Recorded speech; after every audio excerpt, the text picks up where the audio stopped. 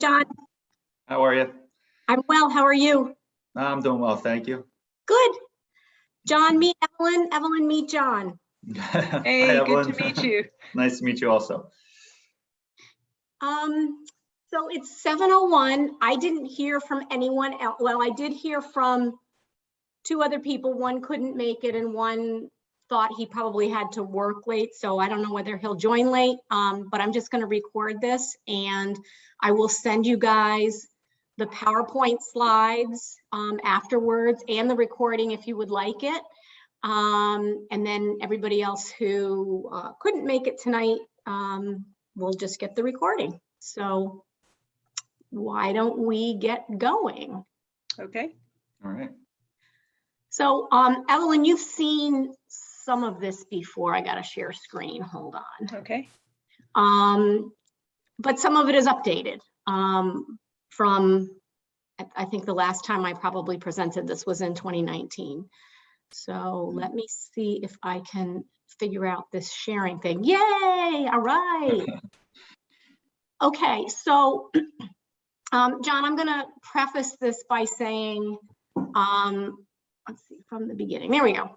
I am not a registered dietitian. I am not a nutritionist.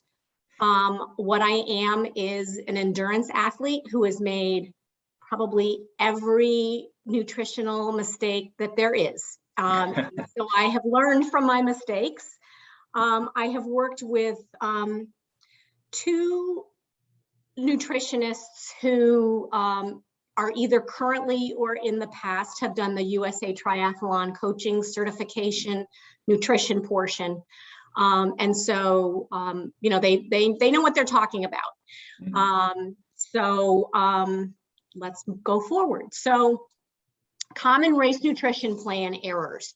Having no plan or a random plan or a bad plan. And I think I've always had a plan, but I am guilty of the next one, having no or minimal practice. So it's pretty common for people to participate in a seminar like this and put together a plan, but then they don't practice it in their training, or I don't know, for whatever reason. Improper pacing and timing of both the fueling and also the actual activity. So mostly the cycling, and probably the biggest error there is trying to crush it on the bike. As probably both of you know, when you go into a race and you're rested and you've had a taper period, you feel awesome in the beginning. And, you know, and I'm guilty of this as well. You start the race and you're like, you know, I did a marathon in Tucson in December of 2019. And I knew it was a downhill in the beginning. And I knew I wasn't capable of a 7:30 pace for a marathon, but did I go out at a 7:30 pace for the first 6 miles? Yeah. And then the wheels fell off at 20. So, but that is somewhat related to nutrition. Too little or too much fluid, and generally too little or too much sodium, and again, generally too little, especially if it's a hot day, and too few or too many carbs. And then also getting your carbs from a single carb source. And we'll talk about why that could be an error a little bit later. So I really want you to focus on 4 things and keep it simple: fluid loss, sodium loss, carbohydrate consumption, and duration of your race. So fluids you need to avoid dehydration. Sodium you need to help your body absorb that fluid and hold on to it and direct it to your muscles in your blood, rather than it going straight to your stomach and sloshing around, and then you just kind of pee it out, and you know, it's not going to your blood and to your muscles. You may lose other electrolytes while racing, but it's really not necessary to replace them. Sometimes if it's a particularly hot day, you might become potassium deficient, and generally you can take care of that by eating a banana. I did a race in Cozumel last November, and it was a 3-loop bike course, and the 113-mile leg of it, there were really heavy 25-mile-an-hour gusts coming from the side. And the third time around, I just had these really bad cramps on the inside of my leg, which is just a weird place to have them, and I never had before. And I literally stopped for 5 minutes and ate a banana, and I was fine after that. Heather Jackson, who's one of the best female triathletes in the world, is notorious for, running along, especially at Ironman Lake Placid, with a banana in her hand. So, people have sort of started like chuckling about how they expect Heather to be running with a banana. You need carbohydrates for energy, and they also help with the absorption of sodium. Simple carbs from multiple sources are best. If you take a look at the label for most sports drinks, they'll have a mix of sucrose and dextrose, or glucose and maltodextrin.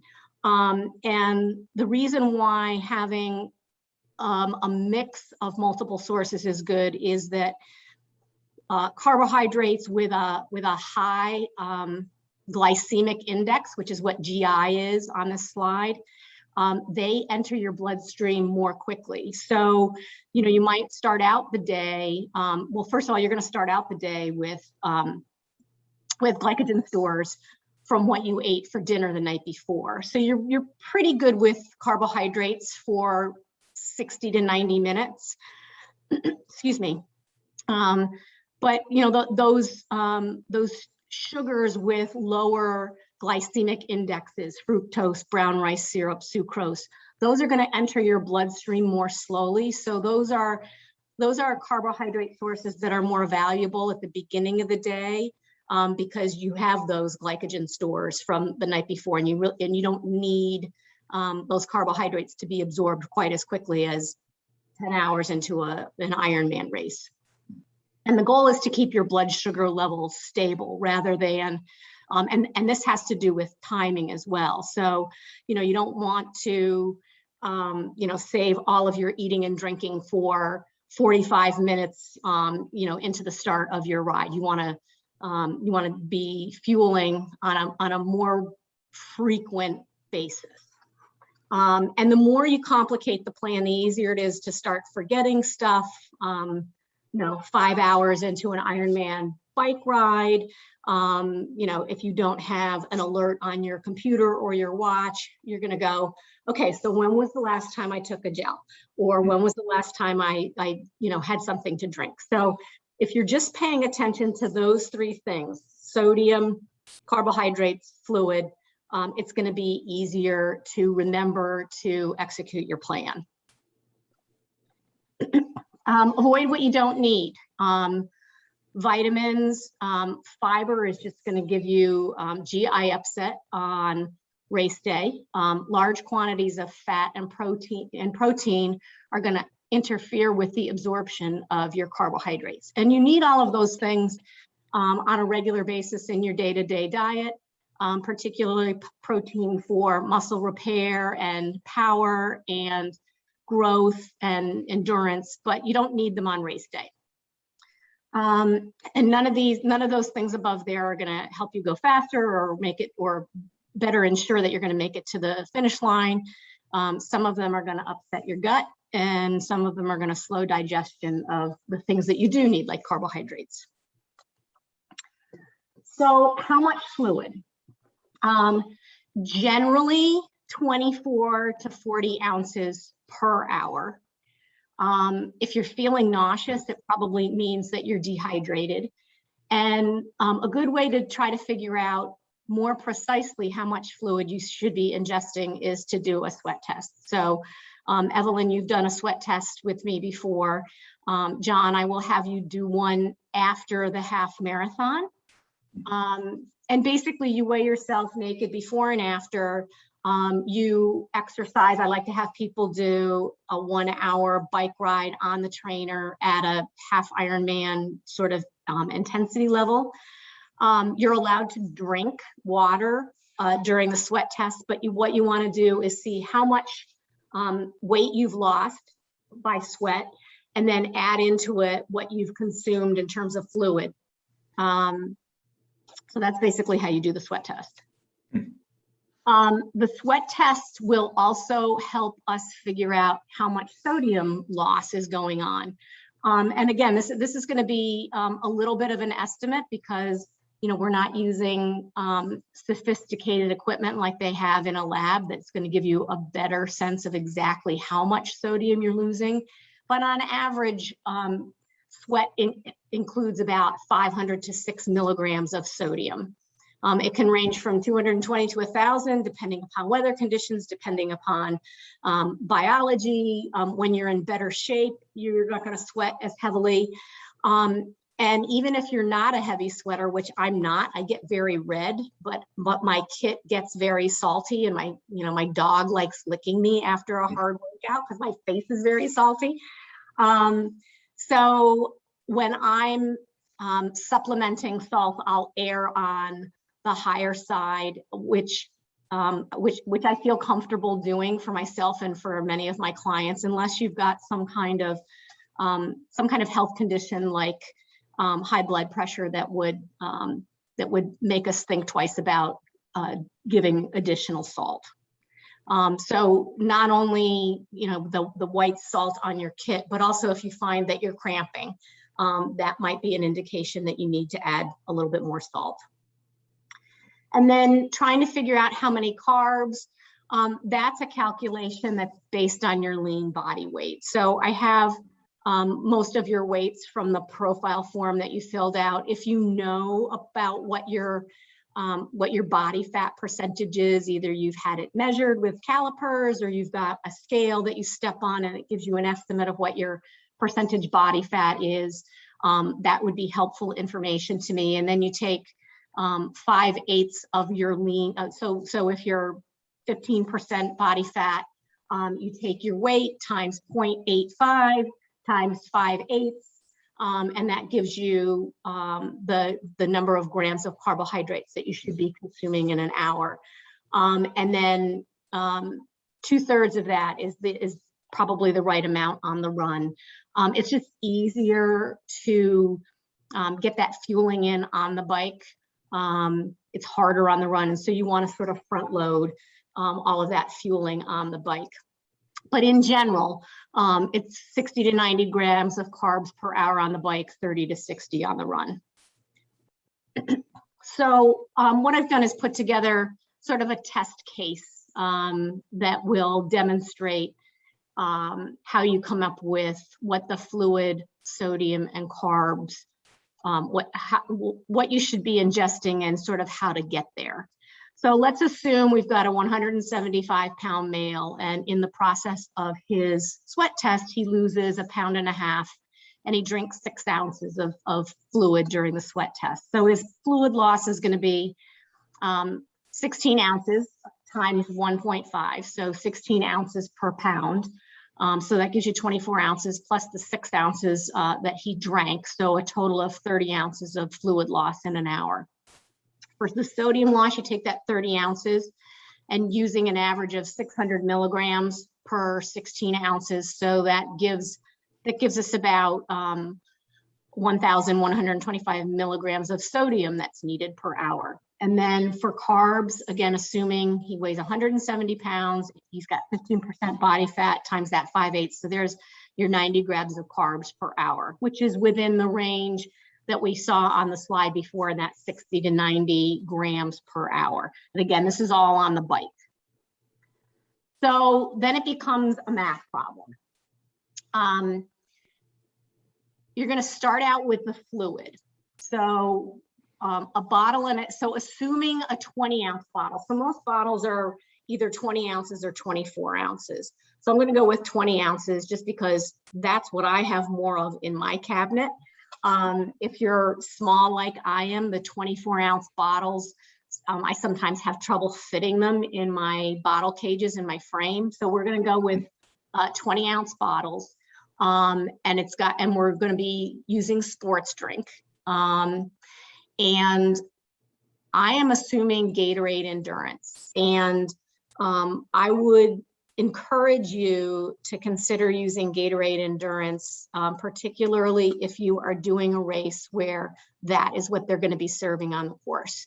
That's the sports drink that is served at every Ironman race in North America. The race that I did in Cozumel last year, they did not use Gatorade Endurance. It was something that had it had less sodium in it, so I had to sort of recalculate what my additional sodium needs would be. So let's assume it's 1.5 bottles of Gatorade Endurance. So 1.5 bottles of Gatorade Endurance gets you 750 milligrams of sodium. Excuse me. So we still have to figure out how to get that additional 375 milligrams of sodium. Then if we take a look at carbs, 1.5 bottles of Gatorade Endurance gets you 52.5 grams of carbs.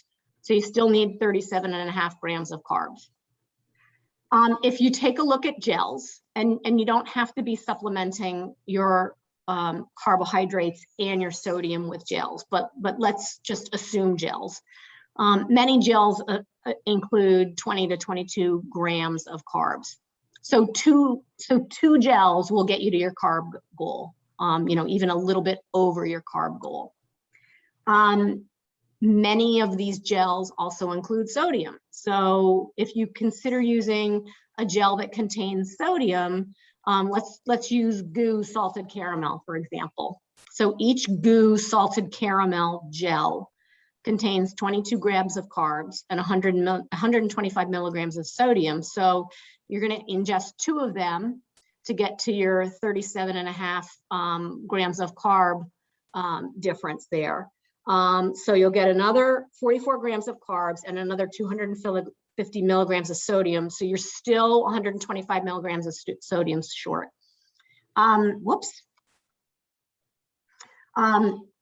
So in a couple of slides, I'll show you, a couple of different sodium options. I like salt stick capsules. They're formulated based on, sort of the formula of what human sweat is. That gives you 215 milligrams of sodium. Back in the day, if you wanted salt stick capsules, you had to order them online.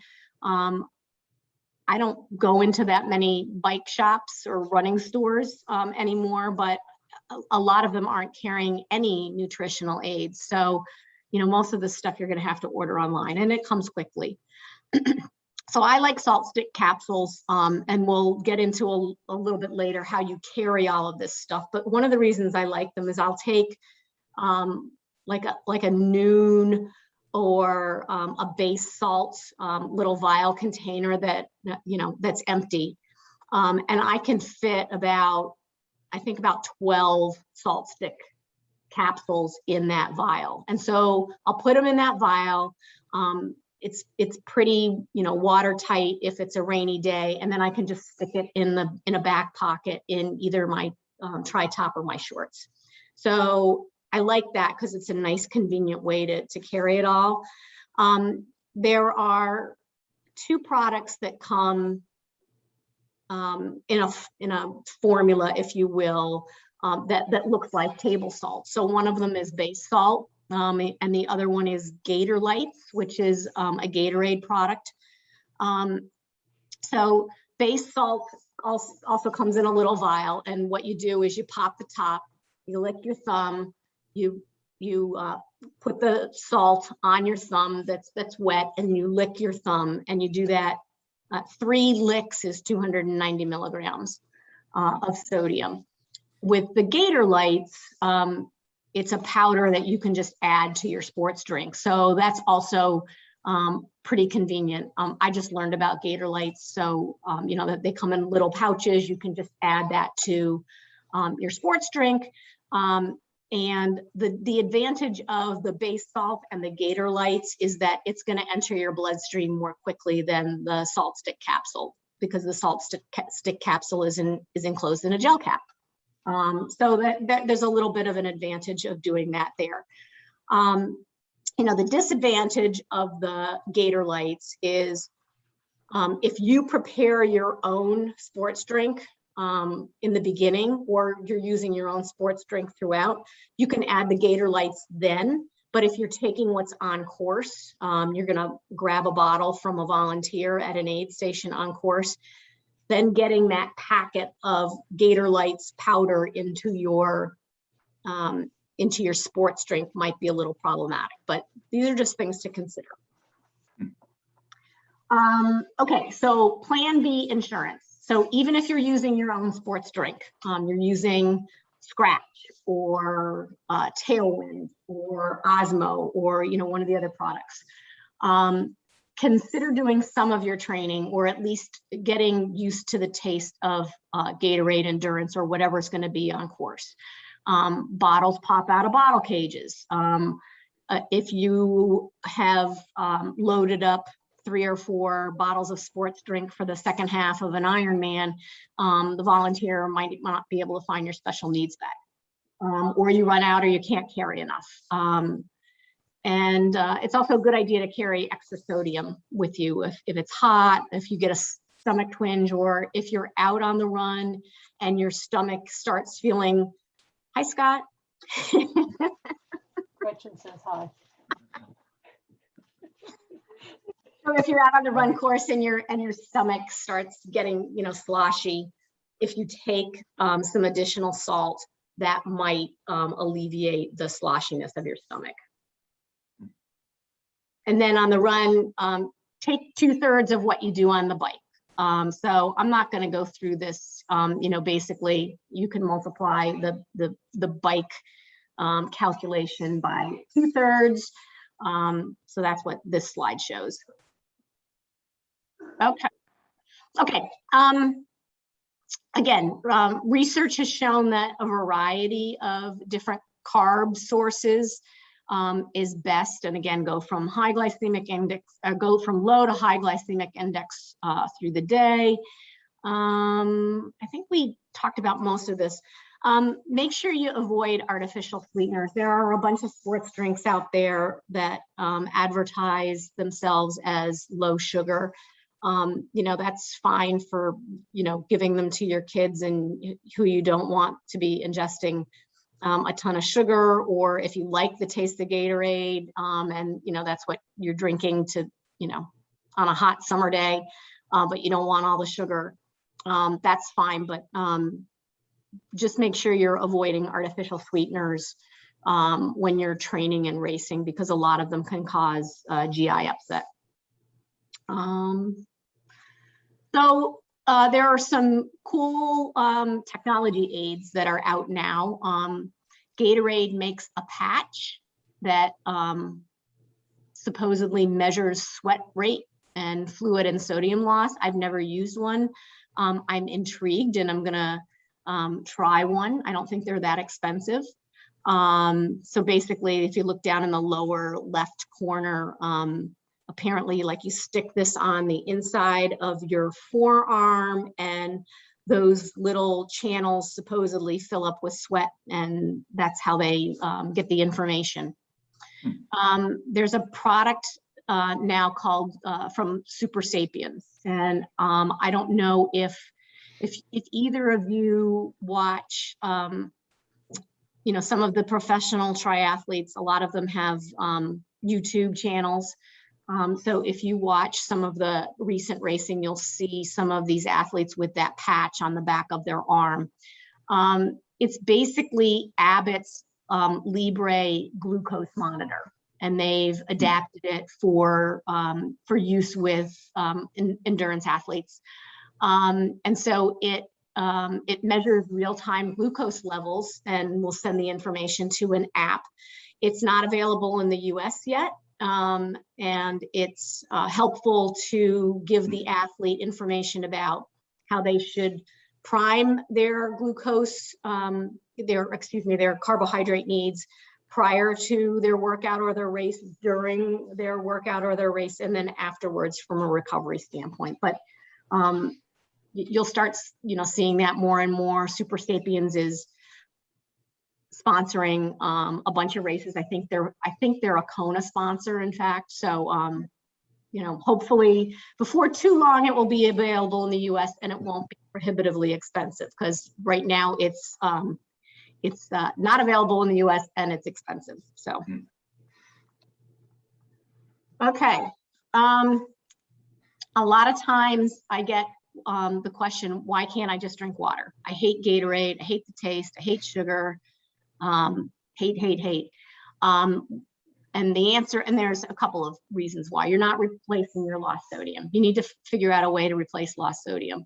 It's going to interfere with your steady blood sugar response. So if you're trying to meet your carbohydrate needs not with your sports drink, but with goos, for example.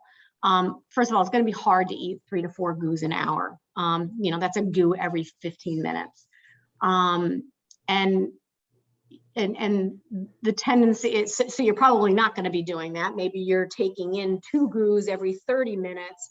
And what that's going to do is it's going to cause your blood sugar levels to spike and fall and spike and fall. And you want to try to keep them, nice and steady throughout. I just included a little bit of information, some quotes from a study that was done by the National Athletic Trainers Association. And if either of you are interested in reading this study, I can certainly share it with you. But, their recommendation is including CHOs as carbohydrates and electrolytes, especially sodium and potassium. And then the other reason why it's not good to just drink water is the risk of hyponatremia, which is also known as water intoxication. Ultimately, the body can't excrete all of the water that's been consumed, and your cells start swelling, and it can be a very dangerous situation if it's not treated. And in fact, people have died from it. So you don't want to risk that. So here, why don't I stop right here? Do either of you have any questions? I'm sort of like zooming along. Okay, good. So the next couple of slides are different options for fluid, for carbohydrates, and for sodium. So Gatorade Endurance, again, is the one that if you can tolerate it, you should try to consume it, just because that's what they're offering on course, and it's it's formulated well in terms of your needs. The next line is just the regular Gatorade that you can buy in the grocery store. It's the same as Gatorade Endurance, except it's got twice as much sodium. So Gatorade Endurance, you're going to have to order online. It's a powder, and Amazon carries it, but you're not going to find it in the grocery store. Another popular one is Scratch. It's got about the same sodium content, but it's got less sugar. And so, I have friends who like Scratch because it doesn't taste quite so sweet, but then they have to figure out how they're going to meet their additional carbohydrate needs. And over on the right, that column shows you all the different different sugars that are in each of these products. Tailwind is the product that's probably highest in sodium.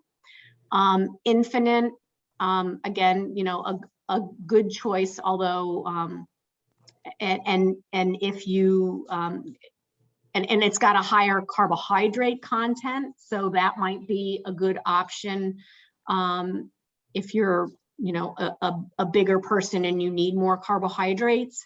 You just have to make sure that you practice with it, because some people just can't tolerate that high a carbohydrate level. So Lionel Sanders, who's one of the best male pro triathletes, DNF'd at, I think it was Coeur d'Alene, and I think if you watch his post-race YouTube video, he will admit that the reason why he DNF'd was because he was increasing the carbohydrate concentration of his drink, because he thought that that was going to improve his performance, and it ended up giving him GI upset. So, you know, even the best in the biz make nutrition mistakes. And even though they've practiced with it, you know, that it was a really hot day in Coeur d'Alene, and that may have contributed to his ability to absorb carbohydrates. I put Maurten down there, Maurten, really high in carb content, much lower in sodium. This product is getting all sorts of buzz. Their gel is the on-course gel for Ironman races. I don't particularly like it because, I mean, they tell you that it has no flavor, but it's, for me, it's super, super sweet. So it's kind of like drinking sugar water, and I can't tolerate it. And part of the reason is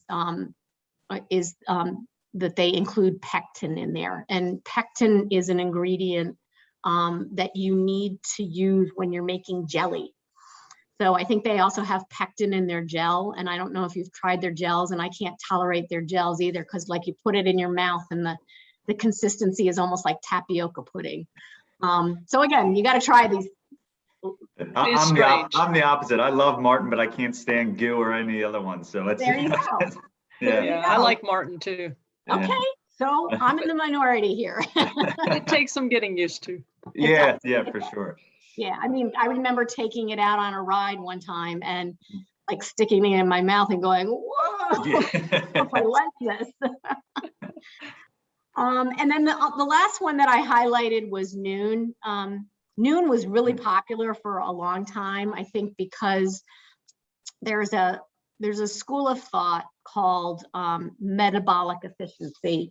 And basically the Reader's Digest version of metabolic efficiency is teaching your body to burn fat rather than carbohydrates. So you don't have to provide as many carbohydrates when you're training and racing. And so Nuun, for the longest time, had artificial sweeteners in it. Their whole shtick was low sugar, high sodium content. So they're using simple sugars now. They're using dextrose in their product, but it's still a very low level of carbohydrate. And all of these are per 20-ounce bottle. Bar options. For many years, I just was finding that it was easier to tolerate what was closer to real food, especially early on the bike. So back then I was a big fan of Honey Stinger waffles, and of all the products that are on this page, the Stroop waffles and the Honey Stinger waffles are probably, if you feel like you need something that's more food-like, those are probably the best choices. They're low in fiber, they're low in fat. If you look at Cliff Bar, I mean, Cliff Bar might be a great, meal alternative, but it's probably not a great choice for training and racing because of the high fat and protein content. Kind bars have a ton of fat and a higher than you want fiber level. So that's just why I included. So I personally am not a big bar fan anymore. I would rather be doing chews or gels or liquid, but if bars are something that you want to consider, here are some choices. Oh, and then the Quantum Energy Squares, sorry about that. So that's what Ironman is serving out on course. So just FYI. And from what I've read, the big deal with Quantum is that it's got a pretty high caffeine content. So I don't think it's so much that it's a great way to get your carbs or your sodium, but they're promoting it as a good source of caffeine. And we'll talk a little bit later about the benefits of caffeine. Gel options. One of the advantages to GU, I mean, I went on their page last night. They have a ton of different flavors, a ton of different formulations. Some have caffeine, so you know, it may be too thick a consistency. I mix it up with gels. I'll do some goos and some Gatorade Endurance gels. I like the Gatorade Endurance gels because it's almost a liquid. So, you know, I'm not sticking it in my mouth and getting that, you know, like sticky blech. So that's why I like Gatorade Endurance. Morton's on there because it's what Ironman is serving on course. You know, not a very high sodium content compared to other gels, about the same carbs and no potassium at all. Other brands that I didn't include on the chart, but that I'm hearing more and more about are Untapped, which is basically just maple syrup. But I have a client who loves it. And SIS, which is another brand that's that is just carbohydrate. There's no caffeine, there's no sodium. Different chew options. I mean, you can go through that. You know, some people love the sport beans. I used to take my son with me to Bryn Mawr Running Company, and I had to buy him sport beans because he thought that they were jelly beans. I like, you know, I like the Honey Stinger product, and I like Cliff Shot Blocks, but again, you know, it's personal preference. And then here are the sodium options. We already talked a little bit about that. You know, Base and Gatorlytes are going to enter your bloodstream more quickly because they're not in a capsule, but I like Salt Stick because of the formulation and also because I find them easy to carry, which is, you know, it becomes a consideration. Cramps, let's talk about this a little bit. So we talked a little bit about cramps at the beginning and how it might be too little sodium or potassium or calcium or magnesium. And if you're still getting them after you've taken an electrolyte capsule or another salt source or a banana, I don't know if you guys remember back many years ago when there was all of this hoopla over the Eagles drinking pickle juice to help with cramps. And what I learned in a continuing education seminar a little less than a year ago is it's not the sodium content in the pickle juice. It works by triggering some nerves like in the back of your throat that then send a calming signal to your spinal cord, which basically tells your nerves to like calm down and shut down a little bit. And so the inhibition of those nerves is what stops the muscle cramps. I hate pickles. I hate pickle juice, but this product Hot Shot does the same thing. And it's basically, you know, I don't know what it was this summer, but like if I was swimming in a wetsuit and doing a fair amount, or if I was in the pool and doing a fair amount of kicking with fins on, I would get really bad calf and foot cramps. So I started taking a Hot Shot before I would swim. It's a really strong cinnamon flavor, but you know, I feel like I can tolerate it pretty well. All right, caffeine. It improves your performance. In fact, it used to be considered a banned substance. It's not anymore, but USADA used to consider, you didn't used to be able to use caffeine to race. The other thing that it does is it reduces your sensation of fatigue, which is why a lot of people drink coffee in the morning to wake themselves up.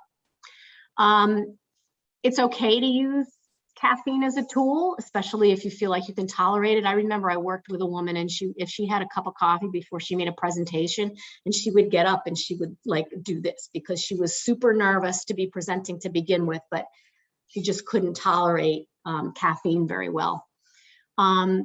But you want to make sure that you keep your caffeine consumption to no more than 6 milligrams per kilogram all day long, because otherwise you may run the risk of GI distress. So let's go back to our 170-pound male. So you convert his weight to kilograms. He's 77 kilograms. So you multiply that by 6. So he can have 462 milligrams of caffeine over the course of the day. It's valuable to ingest caffeine just prior to your workout or before you go into the water for the swim. It takes about 45 to 60 minutes to work. The other time when caffeine is valuable is toward the end of the day when you're getting fatigued. So, consider taking a gel 1 hour before the swim starts. So I just used GU Roctane as an example because there's 70 milligrams of caffeine. So then you still have about 400 milligrams left that you can ingest over the course of the day. So you might want to save some of that for the end of the bike ride. So maybe you take another GU Roctane with 10 miles to go on the bike. So you've now taken 2 GU Roctanes, so that's 140 milligrams. So you've got the equivalent of 4 to 5 gels left for the run. So that might mean 1 per hour during the course of the whole run. You might want to save it for the last half of the run or the last 10 miles of the run. And again, I'm talking full Ironman. Or you might want to save it for cola or Red Bull if you are a cola or Red Bull drinker. This is an instance of do as I say, not as I do. I have a terrible time tolerating any more Gatorade Endurance after I get off the bike in an Ironman triathlon, and it's happened multiple times. When I did Cozumel last November, on the run, I only drank cola and water. And I, took salt stick capsules, and I was able to do chews, but, and I was a little concerned that if I was only drinking cola and water the whole time, that I wasn't going to get the sodium that I needed, that it was going to be too much caffeine. I ended up being fine. So you have to sort of balance what you feel like you can tolerate taste-wise, stomach-wise, over the course of these long races, because it's certainly better to be ingesting something than nothing. Okay, and just be aware that caffeine also raises your heart rate. So if I'm giving you, if we're training or racing partly based on heart rate, it may raise your heart rate a little bit. So you just need to take that into consideration. We talked a little bit about cola. I consider it to be rocket fuel. I can tolerate it really well. I love it. It's one of those things that can bring you back to life. Same thing with chicken broth. Chicken broth has a very high sodium content. It can settle your stomach. And if you are doing a race where it's cooler and the sun has gone down, it has a nice warming effect. And often races will offer chicken broth, later in the run. So pacing on the bike. Practice eating and drinking on a schedule. I drink every 10 minutes. I have a Torpedo hydration system between my aero bars, with the straw. I have set an alert on my Garmin computer that goes off every 10 minutes, reminding me to drink. I've figured out that 6 to 7 big sips every 10 minutes gets me through 24 ounces of fluid in an hour. I take a carbohydrate source. For me, it's usually a gel every 45 minutes, and then I take a salt pill every hour. So again, when you do that math problem where you're figuring out what you're going to be consuming, also figure out how frequently you want to consume it. For an Ironman race, you want to pee twice on the bike. Again, do as I say, not as I do. When I did the bike portion of Ironman Maryland a month ago, I didn't have to pee at all. So clearly I didn't consume enough, even though I thought I did. And front load, but all that said, when I did Ironman Maryland in 2016, I think I had to pee 10 times on the bike. So, and we don't need to get into a conversation about whether you pee on the bike or whether you stop and go to an aid station in a portlet, but personal preference. And I respect whatever your choice is. And you also want to front load your drinking, because not only does it get harder to ingest more fluid toward the end of the bike portion. When you start to lose focus, that's when, you know, even if you have an alert on your computer that says drink every 10 minutes, you start losing your focus. And like I will say to myself, oh, my stomach feels really full right now. I'm not going to drink this 10 minutes. I'll drink the next 10 minutes. So you start to lose your focus, and then you start to get a little lax in terms of your the discipline of your fueling plan. So load it up front. Quick question for you. Yeah. Oh, sorry. I know you mentioned that that's kind of the plan for a full with, you know, for a half. Is that kind of similar, you know? Yeah, same half you're going to want to pee once on the bike, and yeah, exactly. you know, same sort of frequency. You know, the difference there is, at least for me personally, I find it less difficult to lose focus when I'm riding for 3 hours than I am riding for 6.5 hours. So Sure. It's not as boring.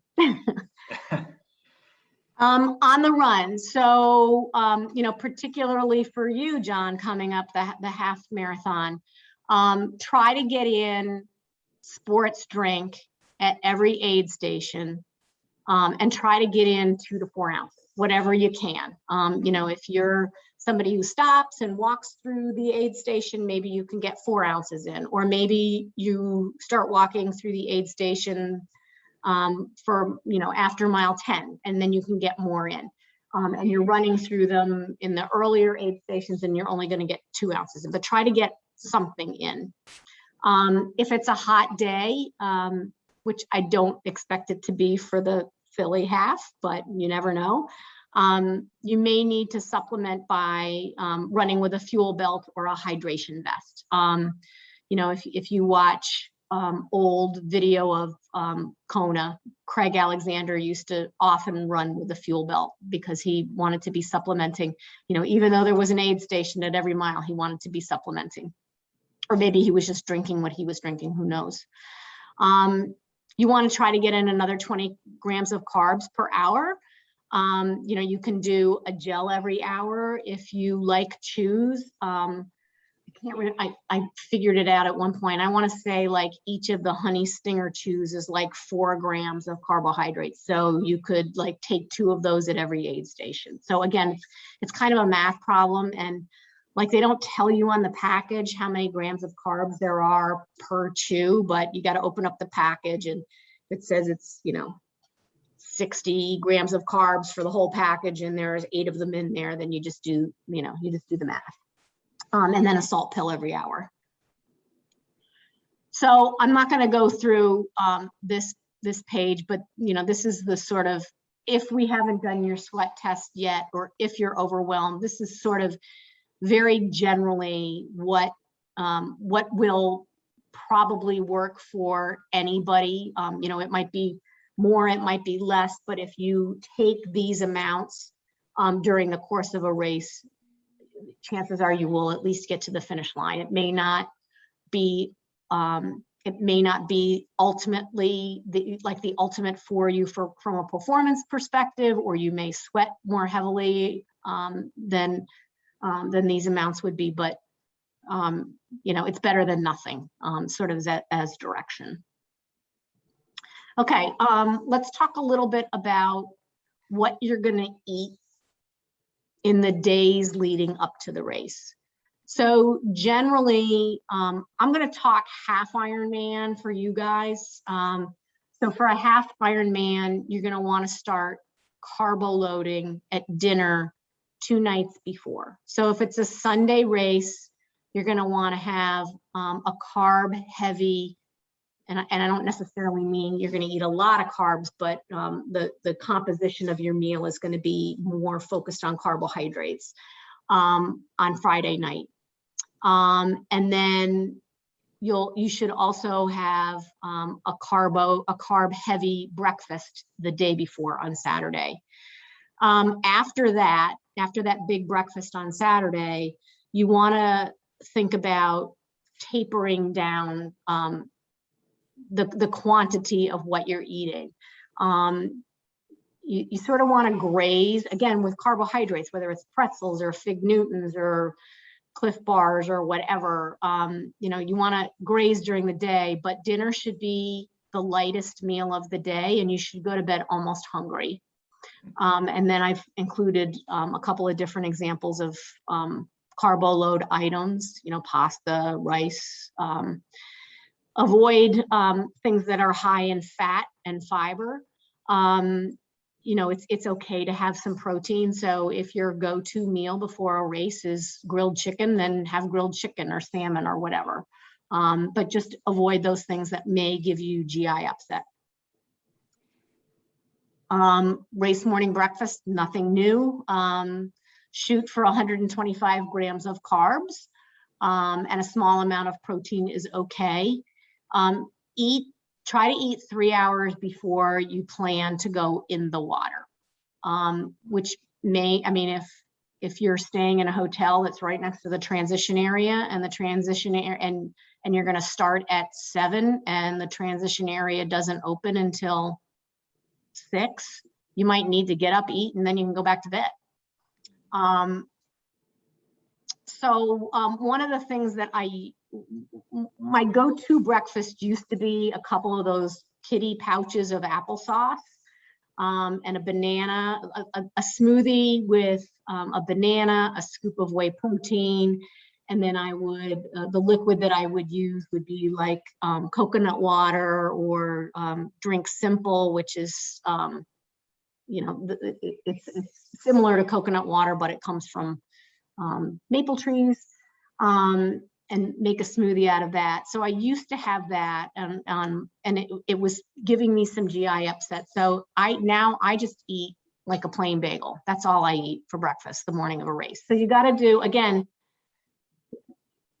you want to try to be ingesting carbs, and you want to try to ingest some fluids, but you got to make sure that whatever you're ingesting is going to work with your stomach. And then I would take a GU 60 minutes before I go in the water with caffeine. I don't know, I'm not going to go through all these. These are just different bike hydration setups. If you have any questions about them, I'm currently using the Torpedo, which is the upper left. I've used the Profile, which is the upper right. I used to get completely soaked and sticky using that. I like the XLab Torpedo better. Just some brand names. Run hydration setup. And again, this is more for training. You know, it's rare when I wear one of these things for racing, although certain races, you know, who knows what they're going to be doing in terms of COVID in the near future. I did Delmo's the hen race. I know you did it too, John. Yeah, mud hen. I did the whole thing and didn't take a sip of water. Yeah. Yeah. So I wore, so the one in the bottom left corner is the Salomon hydration vest. I wore my Salomon hydration vest. One of the things that I really like about the Salomon vest is it's designed for women, and so the flasks are down lower on your torso, so it's not like smushing your boobs. So John, I just recommended a hydration vest for my husband and recommended a Salomon vest, and I was surprised to see that the men's vest doesn't have those long straws that stick up because the flasks are positioned higher in the vest. I ran with a fuel belt for years and years. I didn't think I was going to like the vest because I thought it was going to be hot in the summer, and it really, I love it. So the other thing, I don't know, some of the other manufacturers do this, but with the Salomon vest, like as soon as you take the first couple sips, it takes all of the air out of the flask, and so they don't jostle when you run, which I love. You know, the fuel belt, it's like slosh, slosh, slosh, slosh the whole time. The hydration vests don't do that. So, and just a bunch of different brands. So just a couple of different ideas for carrying your non-liquid. So I'm a bunch of my friends are doing Ironman Arizona, and one of my friends reached out to me on Sunday, and one of her questions was, how do you carry all this stuff? And she's a very accomplished triathlete, but hasn't raced an Ironman for probably 6 years. So in the upper left-hand corner is a bento box. In the middle is XLab makes these gear boxes that look like a water bottle, and they fit in your water bottle cage. I got one of those. For Cozumel, I had this weird this weird feeling that my electronic shifters were gonna fail, and so I got one of these little gear boxes that I could fit a Mophie in and my Di2 charger, and I ended up not needing it, but I had this fear that all of a sudden I was gonna not be able to pedal because my Di2 shifters had failed. The good old saddlebag underneath. The Nuun, I'm not advocating the use of Nuun, but again, this is what I use, like an old Nuun canister. That's what I put my salt sticks in. The pockets in either your tri shorts or tri top, and then spy belt is what a lot of my friends would use on the run, mostly in training, like to put their car key and their phone in there. So just some different options. And then my biggest piece of advice to you guys is just make sure that you're practicing it pretty regularly. And again, do as I say, not as I do. I usually will, take a bottle of sports drink with me and we'll drink it. But, I might only bring one bottle of sports drink for a 90-minute ride when I should have 2 bottles of sports drink for a 90-minute ride. So it's just important to train your gut. You may find that you don't tolerate certain brands very well. You may find that you don't tolerate certain sugars very well, or like I don't love Maurten because I like having a little bit of a citrusy flavor. To me, it's just like sugar water. So, try to figure out what you're going to be consuming, from a taste and a tolerance perspective, but also just because what I find is that if I'm drinking enough, my stomach gets very full, but you do get used to that if you're making sure that you're consuming the right amount in your training. If you don't like Gatorade Endurance, or you don't like Maurten gels, try to find out what's going to be on course. I think Philly Marathon and Philly Half Marathon they're generally serving Gatorade on the course. I don't know if it's Gatorade Endurance or if it's just regular Gatorade, but the bigger races will tend to include on their website what they're going to be serving on course.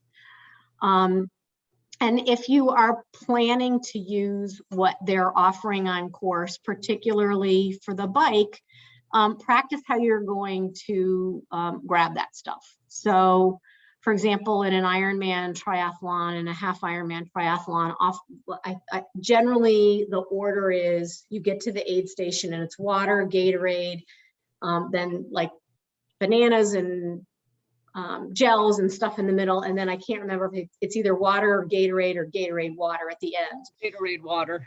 Is it Gatorade water? Okay. Yeah, it's reversed. Okay, so it's water is the bookends, and then Gatorade, and then the food.